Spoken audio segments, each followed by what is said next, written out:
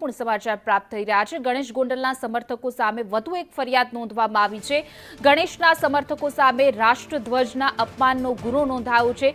કથિરિયા સહિતની કારમાં તોડફોડ વેળાએ અપમાન થયું હોય તેવી ફરિયાદ નોંધાઈ છે। થાર ગાડી નંબર GJ05RU 1200માં હતું રાષ્ટ્રધ્વજનું અપમાન કરનાર હિતેશ રાઠોડ સામે હવે FIR નોંધવામાં આવી છે। થાર ગાડીના માલિક સામે પણ નોંધાઈ છે ફરિયાદ।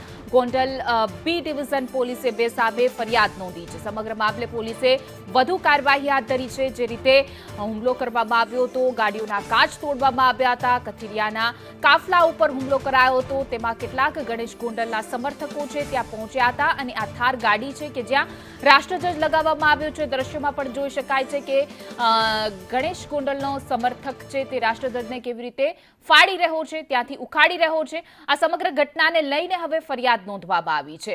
ગણેશ ગોંડલના સમર્થકો સામે ફરિયાદ નોંધાઈ છે। વધુ વિગતો સાથે અમારા સંવાદદાતા દેવાંગ જોડાઈ ગયા છે। જી દેવાંગ, સમગ્ર ઘટનાને લઈને હવે ફરિયાદ નોંધાઈ છે, શું છે વધુ વિગતો?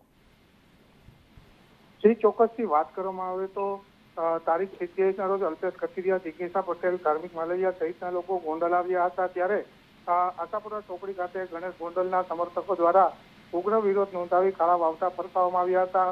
અલ્પેશ કથિરિયા સહિતના લોકોની કારમાં થયેલ તોડફોડ વેળાએ પોલીસે રાષ્ટ્રધ્વજના અપમાનનો જે છે તે ગુનો નોંધવામાં આવ્યો છે।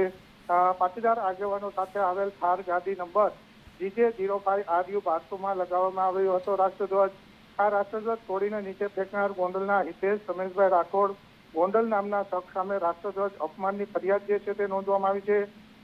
બીજી બાજુ પોલીસે કારમાં રાષ્ટ્રધ્વજ લગાવવાનો વિશેષ અધિકાર નહીં હોવા છતાં કારમાં રાષ્ટ્રધ્વજ લગાવેલ હોવાથી કાર માલિક સામે પણ ગુનો નોંધાયો છે। ગોંડલ બી ડિવિઝન પોલીસે બંને આરોપીઓ સામે ગુનો નોંધી તપાસ હાથ ધરી વધુ ચક્રો ગતિમાન કર્યા છે। જી દેવાંગ, સમગ્ર માહિતી બદલ આપનો આભાર।